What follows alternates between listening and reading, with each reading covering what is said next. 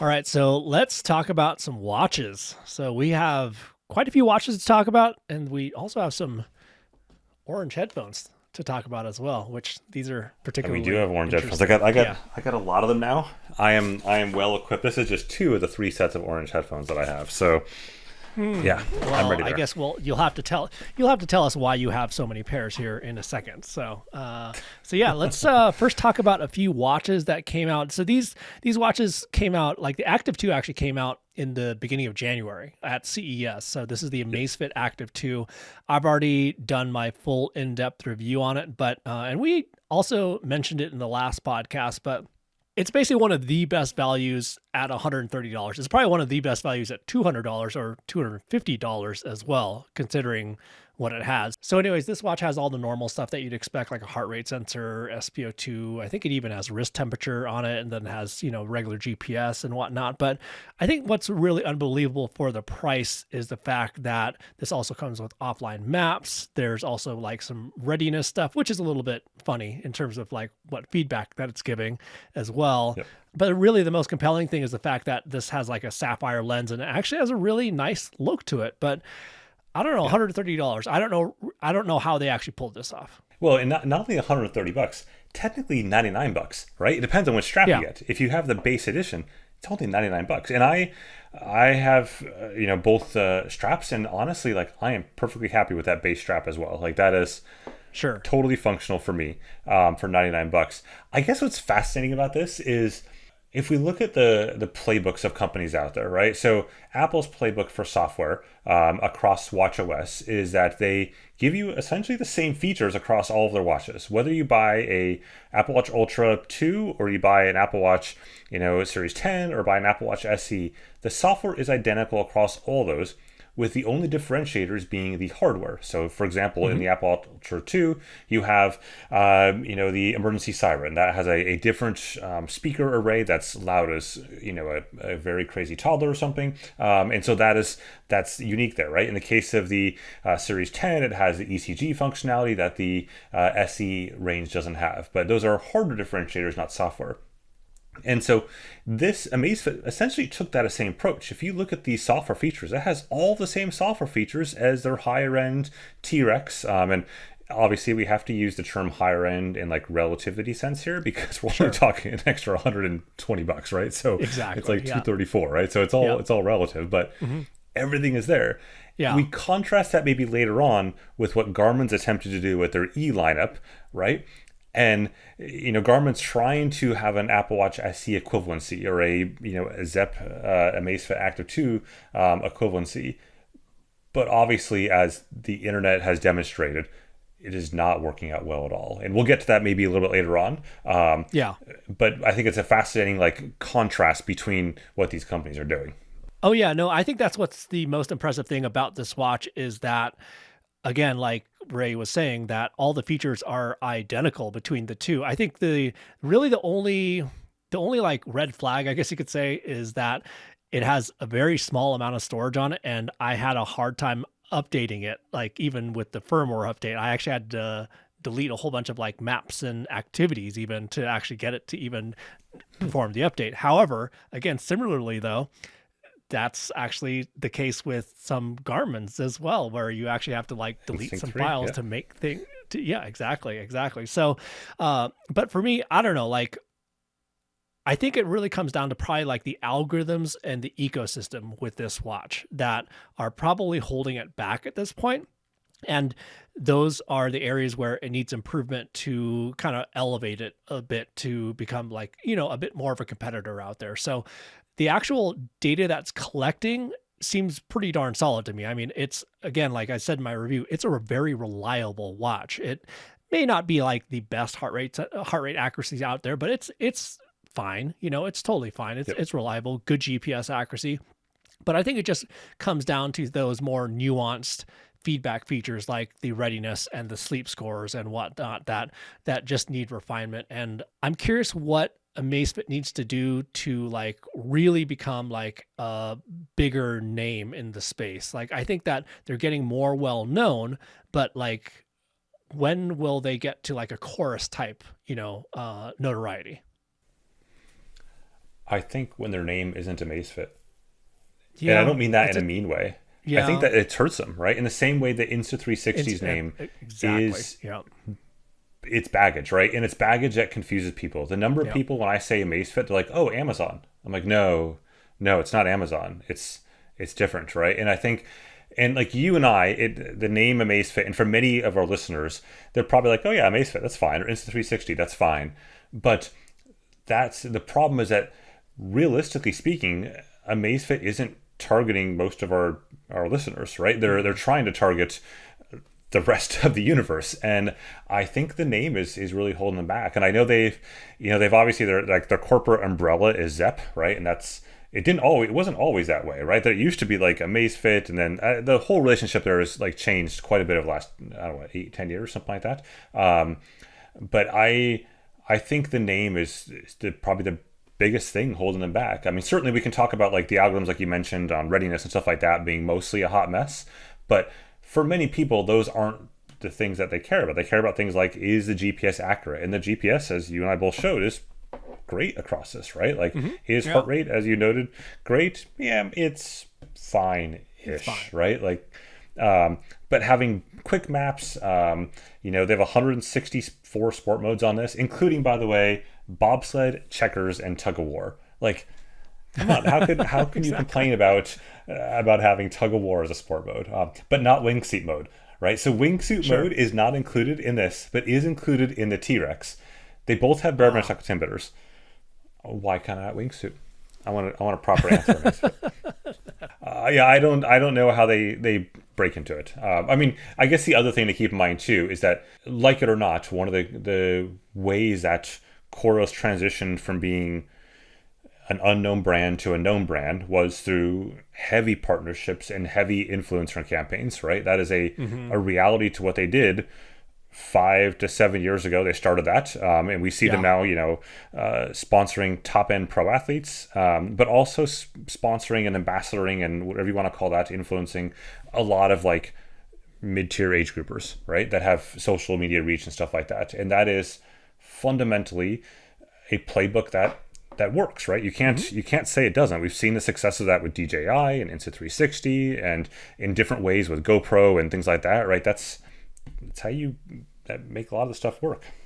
Now, I would actually kick back a little bit about our audience's interest in Amazfit, because I feel like there was a lot of interest with the TRX3 for varying reasons, but there honestly has been a lot of interest in the Active 2 on my channel as well. And so, yeah, I think that they're building their name up, but going back to what you're talking about, like sponsorships and affiliations and whatnot. So Amazfit I think they're like the official sponsor of the High Rocks League now. So the High Rocks is kind of like it's not like, it's similar to CrossFit, but it's more tailored. You can't call them the CrossFitters. They get really upset about that.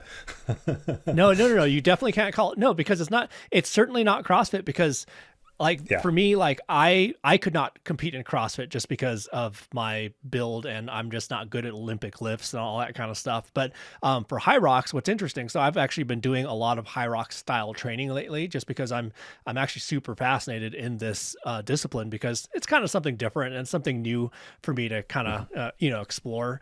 But so they have their new affiliation with High Rocks, which I think is gonna build up that name, because High Rocks is becoming very, very popular. I think when I went to go register for a High Rocks event, I think like late January or so, I went to the websites. Pretty much all the events for the next 9 months were sold out, like anywhere. And like there were a few events here or there, like Mexico City or Barcelona, or maybe like I think even overseas, like in Thailand or something like that, or Japan or something like that, but they were sold out everywhere. So the popularity of this is increasing quite a bit. Anyways, they are trying to get their name out quite a bit more. And I think they even have some new sponsorships out there too. So I don't know, they're certainly getting out there with that stuff. So I think that this maybe could be the year for Amazfit to be a little bit more notable. And hopefully also, aside from sponsoring people, spending time on those algorithms and fixing some of the quirks, right? I think one of the common themes with our reviews has on Amazfit devices has really been, it's always great but, right? It's like, this little quirk and that little quirk and these little quirks, and it's like, it's sort of like we've said to Chorus in the past, and I think they've taken to heart a lot more in the last year or two, is that you have to track down those quirks, right? And quirks aren't the same as bugs in a lot of ways, right? Those aren't necessarily the same. Quirks are usually like by design feature things where you're like, no, that doesn't make sense for the context of what you're trying to do, right? It's where a developer may not understand the sport that well. And when you see that kind of quirk, that makes you instantly know that that company, product team, whatever, doesn't know what they're doing, right? Versus different than a bug, right? Like when you get a bug on a Garmin device and you're like, oh, what the, come on, right? Like that's a different sort of thing, not better or worse, just different. And those are, quirks can be much tougher to solve though, because they require institutional knowledge about that sport or that, that activity or how that should work on their competitors' watches and things like that.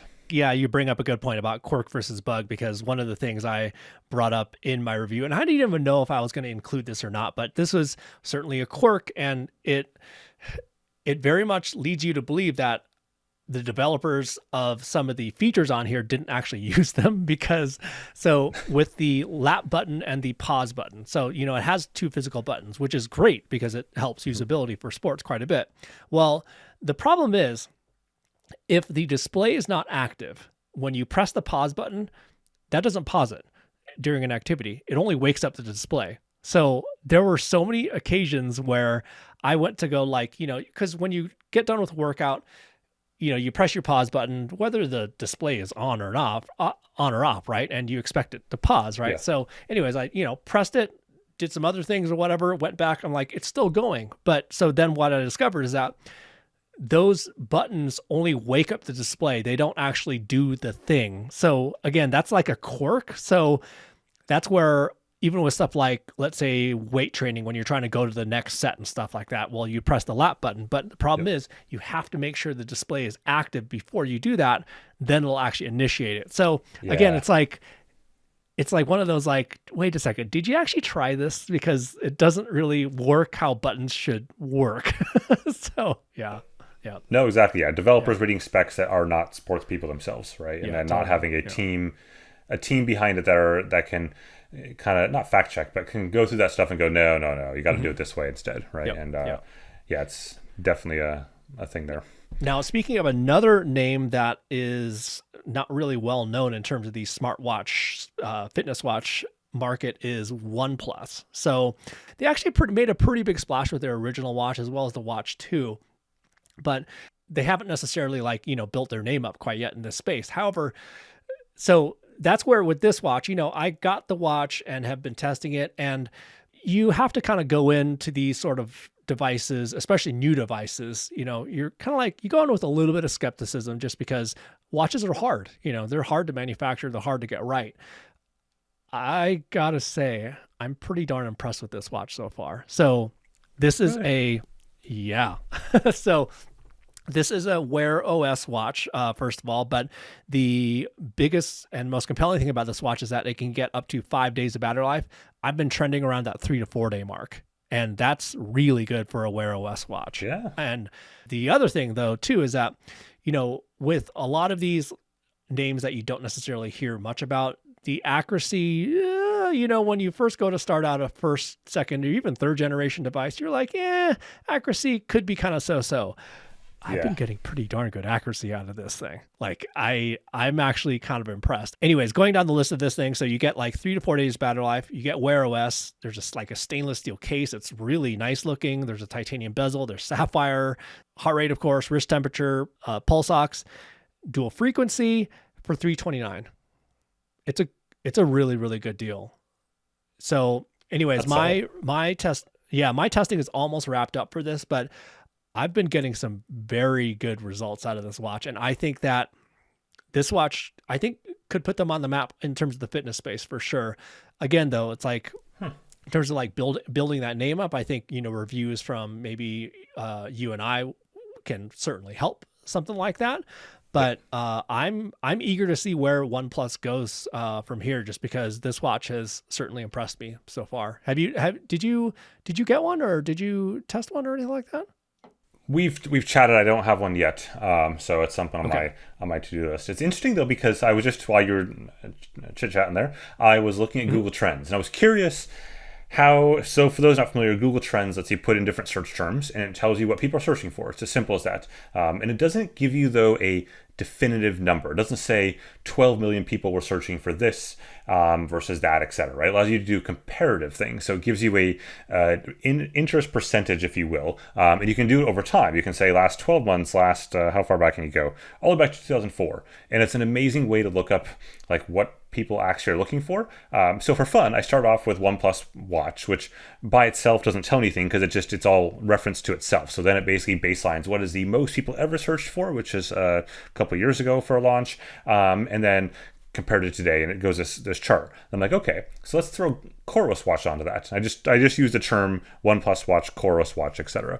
When I throw Chorus Watch onto that, OnePlus dwarfs Chorus, like absolutely, 5-8 times higher than Chorus in terms of searching for the thing. So I'm like, okay, what about Garmin, right? Type in the term Garmin search. Now that immediately like stacks the decks and pretty Yeah. much pancakes the line for Chorus and OnePlus.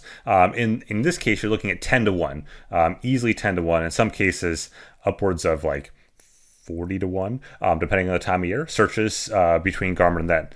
But then you throw Apple on there and go, okay, Apple Watch versus all these, and then Apple pancakes Garmin, right? In terms of search Yeah. terms that people are searching for, and then again, it's almost like 8 to 1, Apple over Garmin, right? And it's just, I got on this tangent here, but the point there being that like in certain geographies, OnePlus is clearly doing better selling watches than Chorus is. My guess is that's probably mostly in China, where that search, but I wouldn't expect that kind of search results to honestly show up too much on Google Trends. Instead, you're looking at probably Southeast Asia, India, places like they're going to have a lower kind of budget profile for watches. So, anyways, Well, I mean, I random think aside. that just goes back to the actual intended audience, though, of each company as well, because, of course, there's going to be a lot less serious endurance athletes out there than there are people who Yep. are just interested in a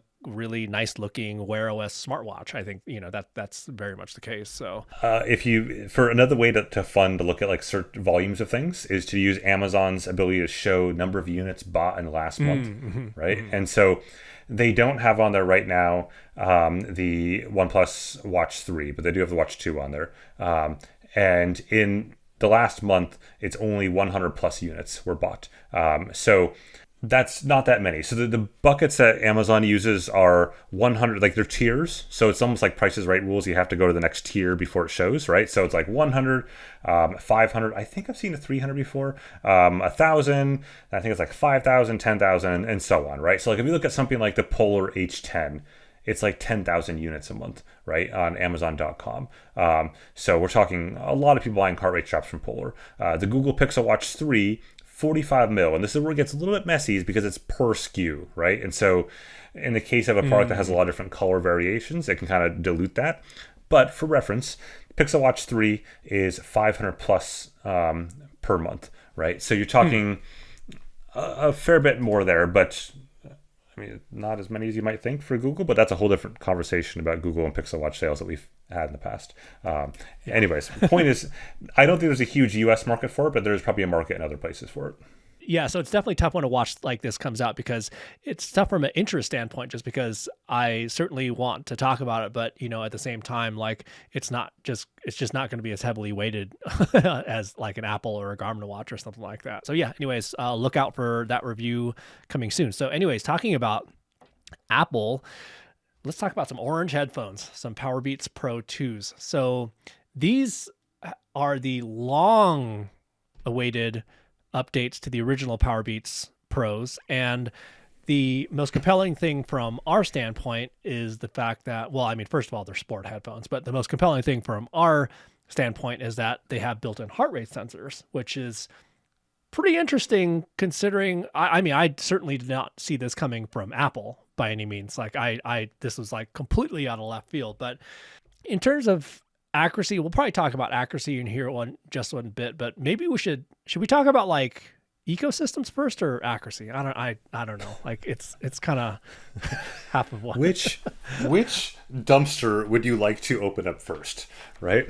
Let's talk about heart rate accuracy first, because I think the bigger rabbit hole into the dumpster of the fire could be the connectivity. So the heart rate accuracy. So this is kind of interesting because we got a bit different results on some of this stuff. So for me, I had very good results for cycling. I had actually extremely good results. Indoor cycling, yes, yeah. Extremely good results for weight training. And this is like extremely good results compared to a watch. And then for running, it could be okay, but unfortunately it got caught in a cadence lock issue, very much like the Sennheiser Momentum Sports did. Like it was almost exactly the same. Yeah. Heart rate accuracy compared to the Sennheiser Momentum Sports is certainly better though, for sure. But I absolutely did experience those cadence lock issues. So anyways, what was your experience with heart rate accuracy, first of all? Yeah, for me, I was very similar to you for indoor cycling. I was pretty good there, and I've done more workouts since my review, and my indoor cycling remains pretty good. A couple minor quirks, like in some hard sprints, like if I just went at it for a sprint, I would see some dropout type stuff. And that's one of the interesting quirks of the Powerbeats is that they will drop out the heart rate as opposed to, in most cases, giving bad heart rate. Like they're... It's very much like an Apple Watch then. Yeah, like their tolerance there is to err on the side of giving you nothing versus giving you a wrong value. Now, it does not mean they will not give you wrong values. I showed many wrong values, but most of the time it was simply dropping out and going to null. So just nothing would show up anymore. So again, cycling indoors, no real problems for the most part. Outdoor runs, though, from steady state to trail runs to interval runs to you name it, was a proper dumpster fire for me. And I couldn't get really anything to hold. And I tried a gazillion different positions. I tried all the things and no luck there. But that, I think, really, like... I guess what's tough about that is that their marketing and advertising showed people on treadmills and showed people doing hard, like running sprint type things. Like that was the thing that they kind of like showcased, and that doesn't really hold up to what I'm seeing. And generally speaking, I can get most optical heart rate sensors to work, because I've often joked, like if your optical heart rate sensor doesn't work on me, you're hosed, right? Like that's like the between my fair skin, having very light amount of like hair on my arms in the case of wrist-based sensors, and it's very blonde and thin, so like it doesn't really block that sensor much. And then most importantly, I know how to wear them really, really well, so I know like how to give it the best chance in the world for success. And this was just not good. So what's interesting about these headphones is that the fit it's not just the ear tips from what I found. So in regards to the ear tip thing, so I did the ear tip test. There's like an ear fit test or ear tip test, sorry, for fit. And I think it has to do with probably mainly audio quality, I would assume. But audio, yeah. anyways, I did the ear tip test and it said I should be a medium, and I found the sound to be good, but I didn't find the actual fit in my ears to be like all that amazing. So I actually switched to the small ones, and that allowed the earbuds to kind of sit in my ears a little bit more. So at that point, I got a little bit better accuracy out of it. But the other variable about this headphone, though, is that with the little like ear hook that goes over it, well, I'm not sure that necessarily allows it to be fit on everyone as easily as a normal set of earbuds, because there's like a factor of like how high the top of your ear is, as well as like there's like almost like an angle of how it actually will sit inside your ear. So I think there's more variables there to deal with in terms of like getting a proper fit for the best accuracy. So heart rate accuracy, I think there can be a general sense on most optical heart rate sensors, like, is it good or is it bad? I think there's a good like general consensus about stuff like that. But then there's like more nuanced stuff like this, where it was kind of interesting, where I actually got slightly better results than you did. But again, there are other variables there, like, like the color of your skin, hair, all that kind of stuff there too. So I don't know, like these, I think they're I think it's tricky because heart rate accuracy is really going to have a lot of different variables involved with these ones to actually be accurate. But yeah, I mean, going back to your use case thing, it's almost like the intended audience for something like this. Like if you have an Apple Watch, use your Apple Watch. I mean, for heart rate accuracy. Well, and they force you that way, right? Like if they do. If you're wearing these and an Apple Watch, it will force to the Apple Watch. So you have no choice in that matter whatsoever. Yeah. Which I mean, which I wish they actually would provide a way for you to prioritize these though versus an Apple Watch if you wanted to, and that's really in the weight training context, just because like going back to the High Rocks thing earlier. So I've been doing a lot of ski org workouts, and in my review I had a ski org workout in here, and the Apple Watch, it missed the first set completely actually. And this is an exercise that you're like wailing down with your wrist like quite a bit. So it's going to be hard for a wrist-based optical heart rate sensor. So I do wish they would allow you to at least to use these, but again, going back to the intended audience though, I guess I'm just kind of curious, like who's going to be using the heart rate on these versus like anyone else out there. Well, I think that segues nicely then into the next piece, which is, can you use the heart rate from it, right? And I guess that's where getting the heart rate out of there, Apple made some interesting, quirky choices on how they broadcast that data away from these things, right? So from the Powerbeats, I guess it's mind-boggling, right? Because long story short here is it works better on Android than it does on iOS, right? Even 100%. In a scenario where it works, right? Which I can't even get to the it works part of it. But like, let's say you got it, quote, working for certain apps on iOS. Even in that scenario, it is better on Android than iOS in terms of how it pairs, right? So kind of pulling this back, starting on the Android side, because that's easier to explain. If you pair the Powerbeats with an Android phone, there's a Beats app for Android. So this is one of those products that Apple has that they do support both sides of the fence, if you will. And they have long done that because Beats comes from, Beats the company, and that has supported Android well before Apple bought Beats. And so you have the Beats app and you can manage all the settings through that, and life is grand. But most importantly, from a heart rate standpoint, when you're paired on that side of the fence, it pairs as a standard Bluetooth heart rate sensor, like every other Bluetooth heart rate sensor for the last 12, 13 years now, something like that, right? Works great.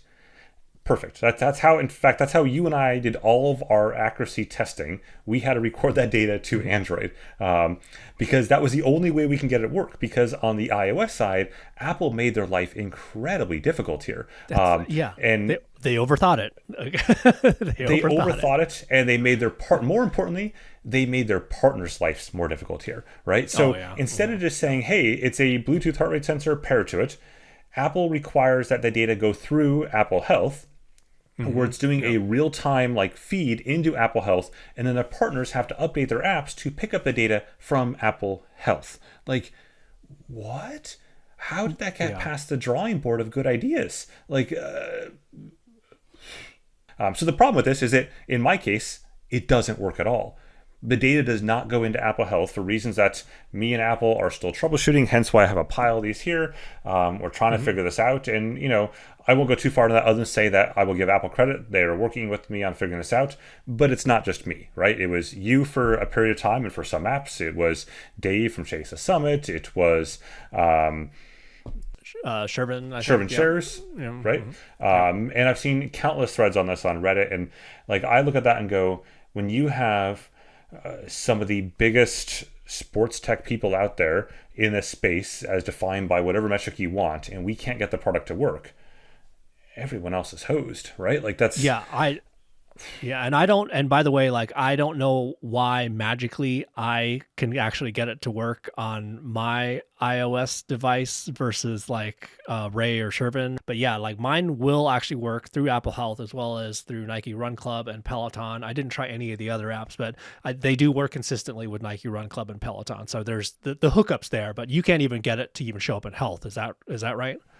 The data's not even going to Health, no, right? And so the problem with this is that like you've got it working on 2 or maybe 3 apps, something like that. But there are thousands of apps in the App Store that use the heart rate sensor, right? Like Zwift, right? Perfect example. You can't pair it with Swift on an iPad or an iOS device because Swift hasn't updated the code to do this. Yeah. And is it Swift's highest priority? No. No. Probably not, right? Can't use it with But can't use it with if they Strava. just done the Bluetooth sensor, it would have been perfect. It would have worked instantly for every app, every device, you name it. Now, then there's the other mysterious part of it too, where it doesn't work with some bike computers, but it does work with some others. So this was super mysterious for me, where like I works perfectly with a Wahoo Element Ace bike computer, but it doesn't work at all with a Garmin watch or a bike computer for that matter. And that was one of those, like, after going through the Android versus iOS rabbit hole, I was like, that's another rabbit hole I'm not even going to touch. I'm just going to leave it as it doesn't work at this point. Yep. And I think that gets back to a little bit about how standards work and how strict different entities are in dealing with errors, right? So companies, when they implement these standards, have leeway to basically be flexible on when a different company doesn't implement things per the spec precisely, right? And so as a result of that, some companies are like, yeah, we'll make an exception here. And sometimes that exception is because in their own testing, they got sick of it not working. And they said, rather than their users have to deal with that, they're just going to fix it themselves, right? And that makes sense. And so there was a time period actually where Polar did that. I remember sitting in a meeting in Finland with the Polar people, like maybe a decade ago, and this was at the beginning of Bluetooth power meters, and they put this chart up on the screen, and these were all the Bluetooth power meters that didn't conform to the spec. And this is back in the day when Polar was leading the board of the Bluetooth SIG for sports profiles, right? That they were like in charge of that. And so they were having to walk this weird balance of, you shall conform to the spec, with please adopt Bluetooth for power meter sensors, right? Like, it was a tough balance. And I remember them showing me this chart, and it was basically all the other Bluetooth power meters that they were manually putting shims in to make work because those power meters didn't follow the specs, right? And for better or worse, that remains the case for a lot of the Bluetooth power meter industry today, as Apple learned, a year or two ago when they implemented Bluetooth power meters, right? That it is a hot mess, and it continues to be a hot mess.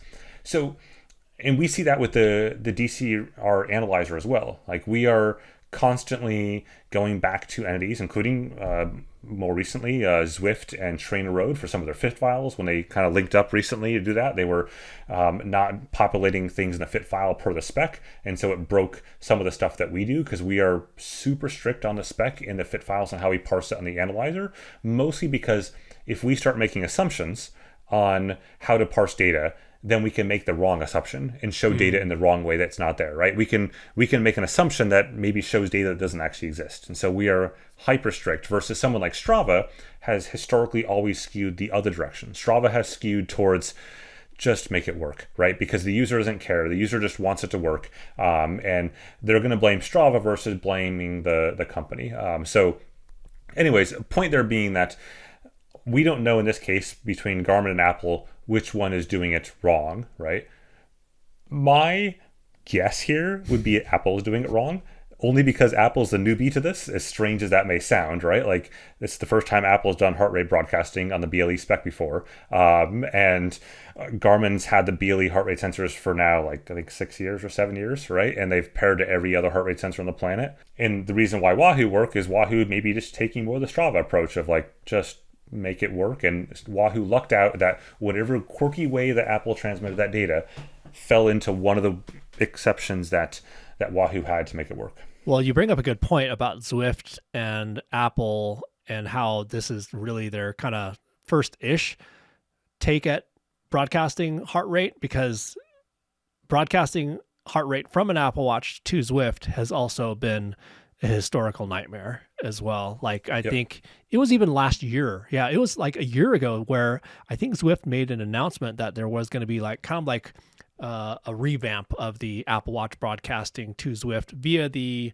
companion app on your watch. But I tested the hell out of that and I could not get that to work yet again. And I don't know what it is exactly, or what exactly is the hiccup there, because I mean, Apple knows a thing about Bluetooth for sure, but Bluetooth plus heart rate, certainly not there. So anyways, no. Overall though, like, what are your opinions about these headphones from the sport perspective versus like an AirPods Pro 2s? Like, cause you know, AirPods Pro 2s, I think I could speak for the both of us that that's probably our probably go-to daily driver for headphones. Yeah, totally. Yeah, I think like if I'm sitting here as I am right now talking to you, we're both using AirPod Pros, AirPod Pro 2s. And for sports, I don't listen to music a ton in sports. If I'm listening on a trainer, I've usually just got a Sonos speaker right next to me. So I don't tend to like put headphones in for the trainer. That said, the last few days, bike commuting the girls to school and back, on the way back after I've dropped them off, I've been wearing the Powerbeats for that, just on the bike to see how it sounds. Because these are protected bike pass, and I've got them I've tried different modes to see how they sound in different modes. And like that's worked out really well for me. I don't generally wear headphones though on the roads when I'm out cycling, like doing an actual workout, just because I want to be like hyper aware of what's going on. But in this case, they're like grade separated as you've been on them, like they're totally separate from everything else, so it's fine. But I am generally happy with the sound and the quality and the pass through and all that kind of stuff. I'm pretty good with that, both running and riding. I am not though a complete connoisseur of headphone sound, so I know there's lots of takes on these in terms of sound. For the heart rate side, it just doesn't work for me. Like it's not something I'm going to turn to use, versus like the Apple Watch. I'm happy to use the heart rate on the Apple Watch anytime. There's no issues for me in the activities and sports that I do. Well, I mean, it's nice though that they didn't increase the price of the Powerbeats Pro 2s from the original though. So it's not like you're paying necessarily anything extra for that heart rate sensor. You're just paying for basically all the additional features that bring this up to par with the AirPods Pro 2s right now in terms of like the active noise cancellation, all that kind of stuff. And in terms of sound quality, I'll chime in just because I'm kind of a stickler for that, is that the sound quality is definitely better than the AirPods Pro. Well, I don't want to say better. It's a different sound profile where it's going to definitely be a deeper sound profile. So for workouts, I think that's what you probably want, is you kind of want that kind of thump and a little bit more energy to it. So both of them are very crisp, but yeah, if you're looking for that better sound profile or the better sound profile for sports, then go with these. For me, what's funny is that going back to cycling is that for cycling, I always use open ear headphones. Like I don't trust transparency modes on any earphones just because I want the best awareness for my surroundings. So for me, I'm a stickler for using open ear headphones for cycling. Then it kind of gets to the rest of the sports I would use these for versus the AirPods Pro 2s. And so the rest of them would be, stuff like running and weight training and whatnot. And here's the thing, I actually don't have any issues with the AirPods Pro 2s in terms of security for those activities. So it's one of those, like, if I'm going to grab a pair, I'll probably just grab my AirPods Pro 2s for the most part, unless I really want that more workout appropriate sound profile on these. So I don't know. I think sound wise, as well as like Apple ecosystem wise and whatnot, you can't go wrong with either of these by any means. I think it's probably just going to come down to like security and sound profile on these. So yeah, hopefully they will maybe revisit the heart rate side of things on the Apple ecosystem, because again, like you were talking about, just thousands of apps out there that have to jump through a few hoops to kind of do that. All right, so next up, let's talk about the Instinct E, because you've been testing this one out for a bit. So they announced this one again at CES alongside the Instinct 3 AMOLED and Solar. So this is kind of like their new budget-friendly offering in the Instinct lineup that's replacing the Instinct 2/original Instinct. So I'm going to let you fly with this one a bit.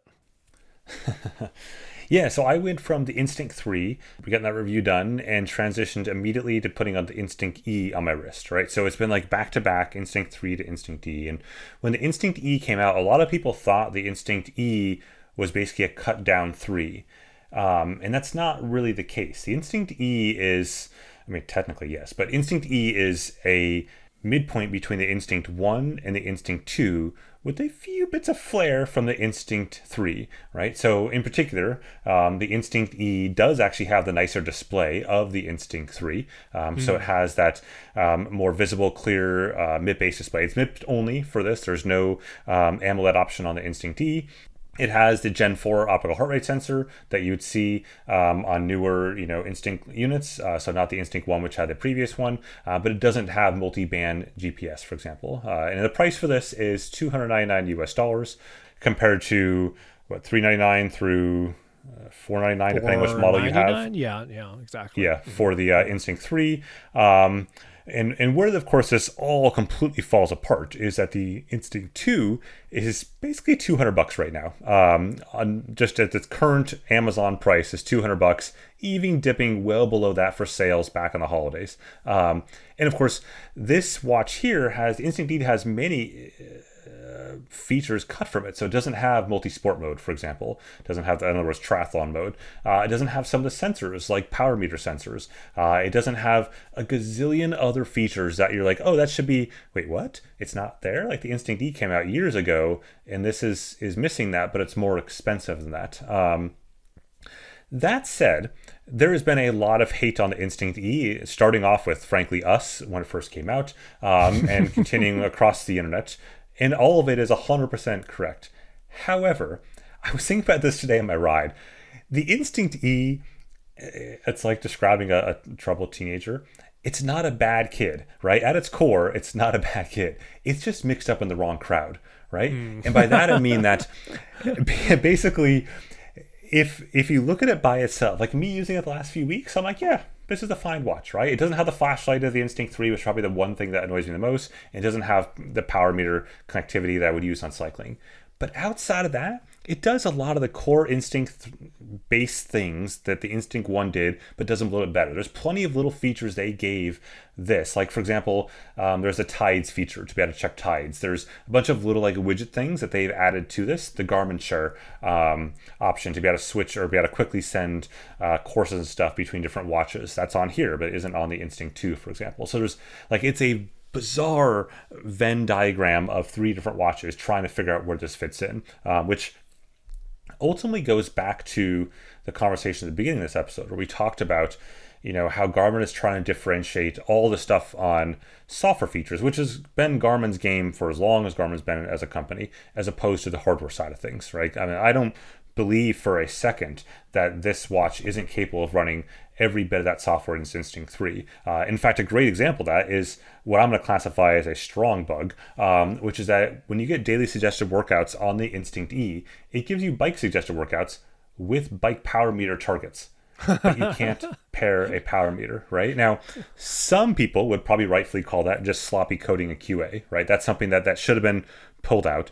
But their problem there is that when that starts to break their entire like daily suggested workout flow of how do you, right? And the only reason why it's getting those power numbers is because I have other Garmin devices on my account that are pulling in my power, and it's grabbing that and going, oh, okay, I can assign him, like today it assigned me a 3-hour base ride and it gave me, wattages for that, right? But it only knows that because I have data coming in from other Garmin devices, other watches.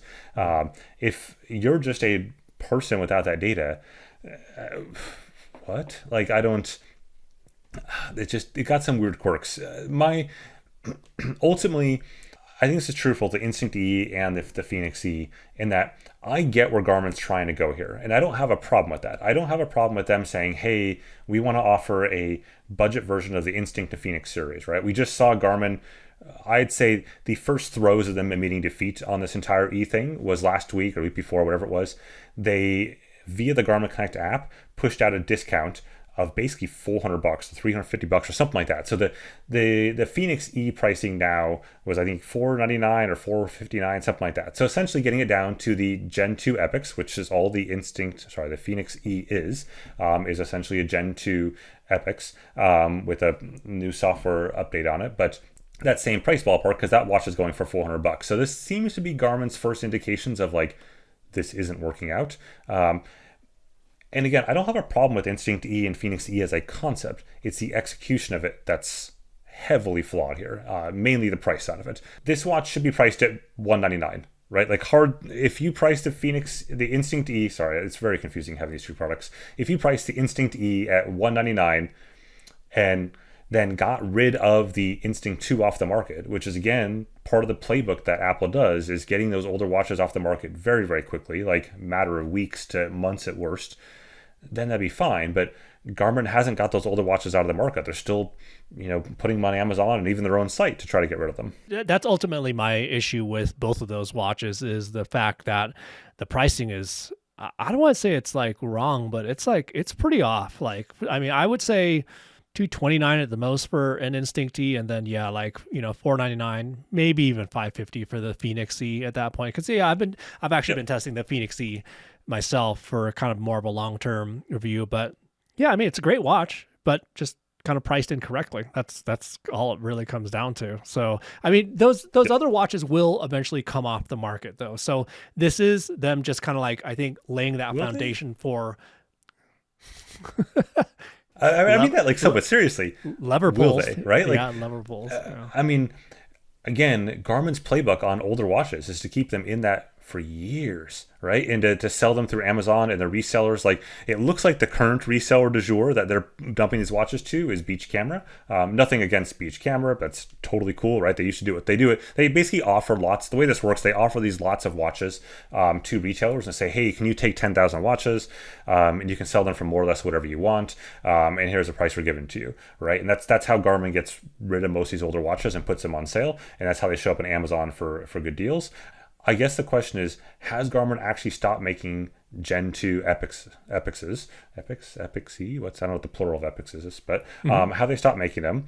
And if they have, cool, but how many of them do they still have in a warehouse somewhere in Taiwan or in Olathe, right? Like, that's until those truly disappear. And then their problem is they've got all the Phoenix 7 sitting there, right? All the Phoenix 7 Pro sitting there. I think at this point, it's the Phoenix E and the Instinct E are probably for people who are just going to Garmin.com and just like looking at their smartwatch lineup and saying, all right, well, I heard something about a Phoenix 7 or Phoenix 8. Like, oh, I can't afford that. This Phoenix E is right there. I'll just buy that. Maybe it's just more of like a Garmin.com thing of somebody just going to their website without necessarily shopping around on other retailers for a watch. Kind of brings up that Matt Legrand did a great video on the Garmin's E. Yeah, like he did a fantastic video about Garmin's E strategy, which, by the way, is kind of interesting because Apple just came out with their 16E as well. So so that's kind of interesting that they kind of are using that same E strategy versus like an S strategy that has been used in the past. So do you take that Apple bit a bit further? Mm-hmm. Universally across the board, reviewers, and this is a cell phone, right? Universally across the board, reviewers have said this cell phone is priced way higher than it should be, right? In terms of what they believe it should be. However, the key difference there is, again, Apple gets rid of their older units so that they were effectively increasing their base price of their cell phone. That's a business choice they can make, and we'll see how that works out for them. I think it'll probably work out just fine. But that's the difference between Garmin, where Garmin has put this new tier there, but not actually cleaned out the garage of all the other units that are offered below that. Well, I mean, it's clean. They've cleaned out their own garage, probably. I mean, in terms of, again, their own Garmin.com. The Garmin.com storefront. Exactly. Yeah. So I'll have that Matt Legrand video linked down in the description below. You should check it out. I think it's a really fascinating one. Actually, before we go on to the next thing, remember I mentioned that ride where I had this epiphany about the Instinct E not really being a bad kid, but just in a bad crowd? On that ride, it was about a 3-hour ride today. I was using our sponsors from this episode, Precision Fuel and Hydration, for that ride, both myself and my wife. In fact, she actually went on after the ride and ran another hour and 20 minutes or something like that, tempo run. I just used the e-bike next to it. It was great. Quite enjoyable. But of course, it's not just us using Precision Fuel and Hydration products. It is pro teams from both the men's and the women's side of the Tour de France. It is Major League Baseball, NFL, NBA, etc. And one of the core reasons that all these teams like to use their product is that A, it simply tastes good, but also B, it covers all the things they need for their racing and training. And it's cool because one of the things that Precision Fuel and Hydration does is that you can actually schedule a Zoom call with them, about a 20-minute totally free call where you walk through what your race plan plans are, your training plans are, your event, whatever it may be. And they'll actually tell you exactly which products to use and how to use them, and kind of give you a bit of like a nutrition plan, if you will, for their products for your event. And you're actually talking to a real human, one of their sports scientists.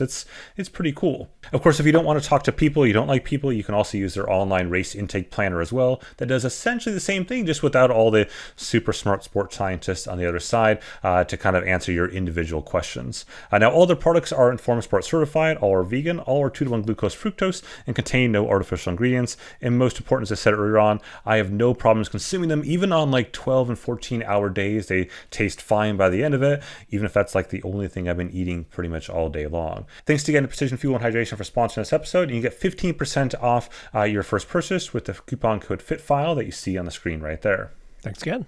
Next up, let's talk about the new Garmin Tactix 8. So this was a pretty highly requested video.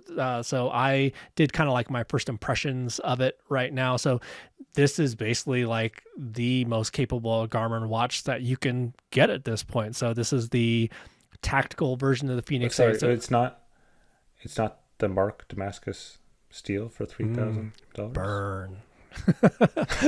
No, it's not. We covered that in a previous episode. I'll have that linked down in the description below as well. But no, I mean, sorry, just to be clear, Garmin, it's not until you put the proper optical heart rate sensor in that, we're going to keep making fun of you for this, right? That's the only reason we're making fun of you. Just in case it's not clear at all in Aletha, the only reason we're making fun of you is because it doesn't have a proper optical heart rate sensor in it compared to your other watches that cost 1/3 that. Well, okay, actually, so 1/6 that. Going back to audiences really quick. Do you remember that story I told you about? I think, the last time I came over to see you in Mallorca. So I asked a gentleman at the airport, at the Denver airport, I was like, hey, which Garmin is that? Because it just didn't look familiar to me, and it looked a little bit different.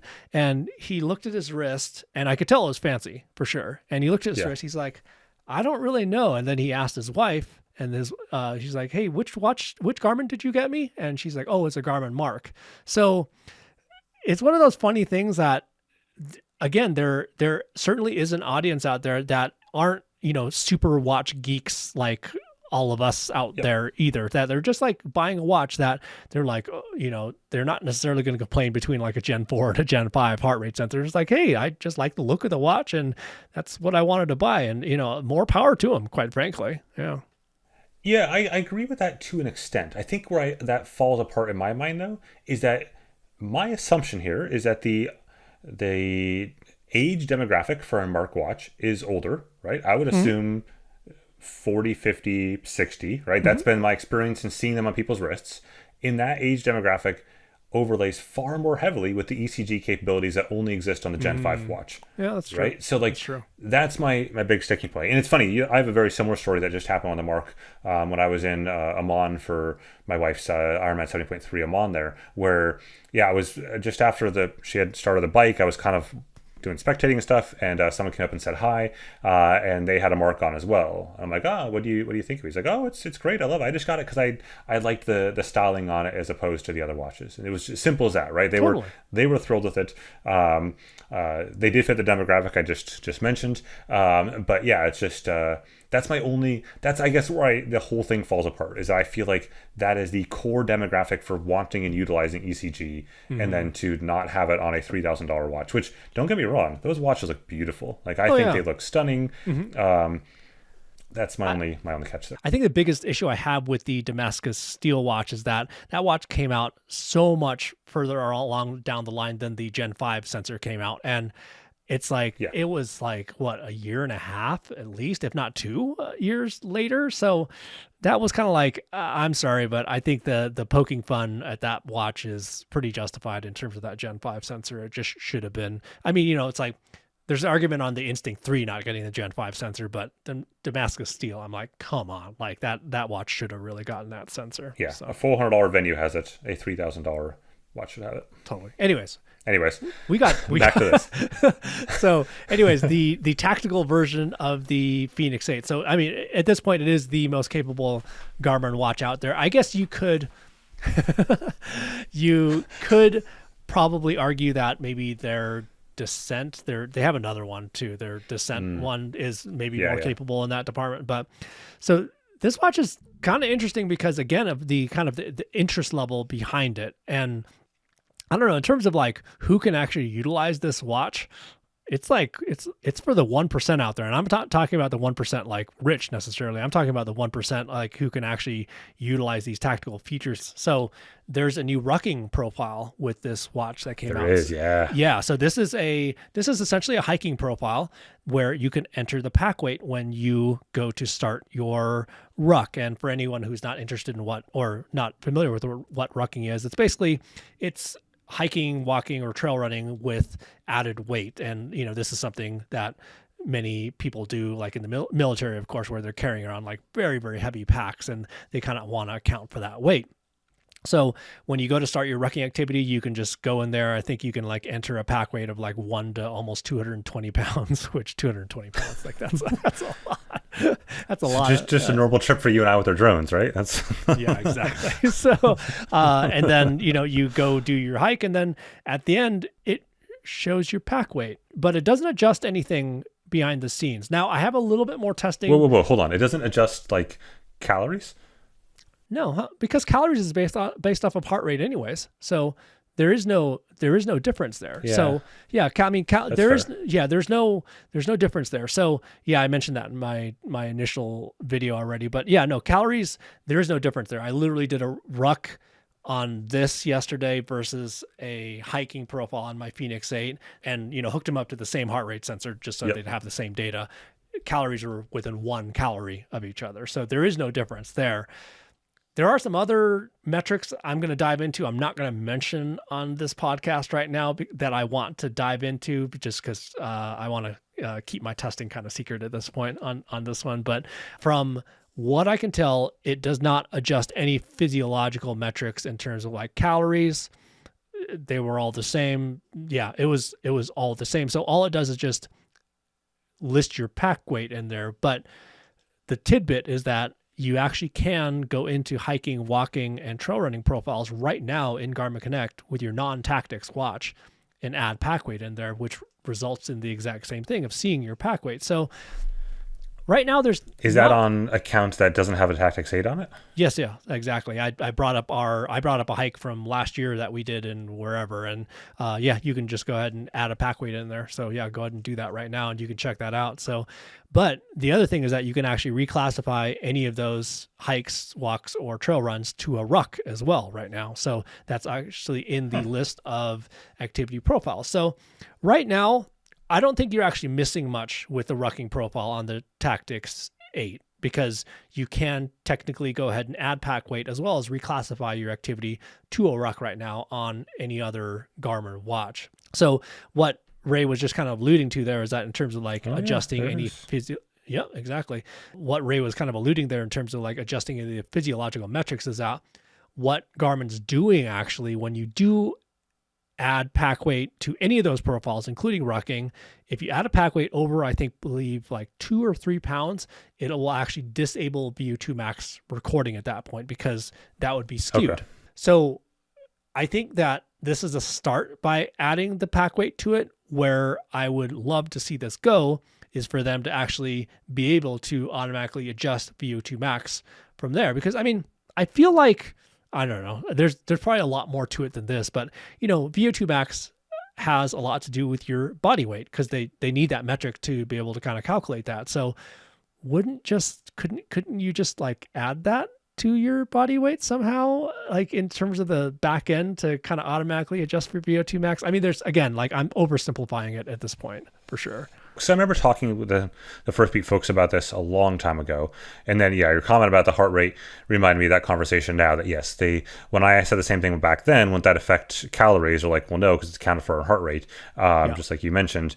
And the VO2 max was the core thing that they were trying to solve for. But anyway, it'll be interesting to see if this comes to the Phoenix 8 at least. Any word from Garmin on that? No, I did not get a word back from them. I mean, okay. I asked, but there's no confirmation on yes or no or anything like that. But anyways, that kind of loops us back to the audience theme, I guess you could say, that we've been talking about a lot in this episode, is that for me, the rucking profile, many people are doing rucking nowadays. And I think this could be even popularized by like, even like Peter Attia and Andrew Huberman, stuff like that. They've been like really talking about the benefits of rucking, about weighted activities like this. And I don't know, for them to just keep it on the Tactix 8, I think that would be really tough, just because the Tactix 8, it has specific features on it that are very much intended, again, for that very much tactical audience. But the rucking profile, that's just something that, again, they've already added that on the back end, like in terms of adding pack weight as well as the rucking profile classification. It's just one of those, like, just put it on some other watches and just make people happy. Yeah, that, to me, that should be a Phoenix 8 feature in the next quarter of the update. I'd be surprised if it isn't. But considering Jumpmaster's profile, that's going to be a lesser used profile than rucking. Would be for sure. You don't use Jumpmaster every day? I don't understand. Well, okay, so somebody did comment on my video. You commented back, or you replied on it. So so we've been paragliding before, but I have not been skydiving. But you have been skydiving before. Do you wanna just quickly tell the audience about that story really quick? My wife's uncle runs a skydiving like operation down in Florida, a popular skydiving area, and so we had gone down there to see a space shuttle launch many years ago, and the whole thing was a surprise to me. We have another friend that has a small little like private plane, not talking like a private jet or anything like that, just like a small like little it's a Vans RV8 for those in the aviation know, but otherwise like it's a little single prop plane, right? And we flew all the way from Washington DC down there to watch this space shuttle launch, but they had surprised me by landing in this skydiving place not very far away, like a 30-minute flight away from that area, so kind of a greater Orlando area there. And I wasn't aware of this at the time, except when we landed, I'm like, this is starting to ring a bell. And then my wife gets out and her uncle comes off the plane. He gives her a big hug. I'm like, who's this random dude? Because I hadn't met the uncle at that point, because he wasn't like people that we would meet normally, right? Like a distant uncle sort of thing. Anyways, long story short, within like a few minutes, I'm finding myself getting strapped up to go skydiving.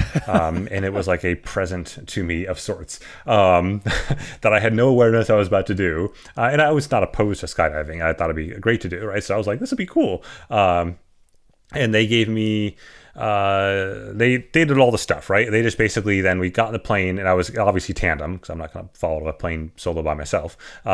Get up there, and the jumping out was fine. It was great, lots of fun, but slowly but surely over time, like things started like whiting out, right? Like, and I was having a great time. I wasn't opposed to this. It was just simply that the world was slowly whiting out, such that by the time I landed, I was totally passed out. There's actually video of this somewhere. I think there's even an old YouTube video of it on there, on my account if you dig far enough back, I believe. But I was completely out, passed out, like landing. I vaguely remember it, but I was passed out. And the reason was that the straps that went like basically through my legs essentially cut off circulation. And so I had no blood flow and eventually just passed out, which is too bad because I was having a great time up until the part of like, it's all like the world just like they say in the movies, like the world just kind of slowly like closes in around you. The exact same thing. So you would totally do it again though?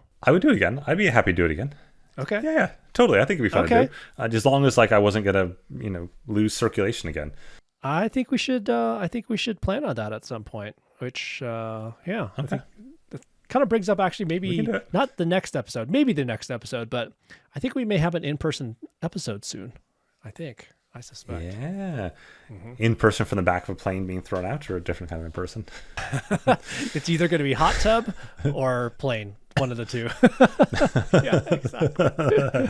So yeah. There we go. Yeah. So anyways, so that's going to wrap it up for this episode of the FitFile podcast. As a reminder, if you're listening to us on Spotify or Apple Podcasts, you can also listen to us on YouTube, where you can see our pretty faces on video, and you can actually switch back and forth between the audio and video format. And same thing goes if you're on YouTube. Check us out on Spotify or Apple Podcasts.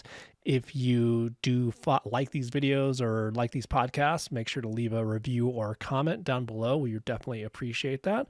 Anything else from you on this episode, Ray? No, I think that's it. You covered it well. Thanks again for listening, everyone, and we will see you next time. All right, see ya.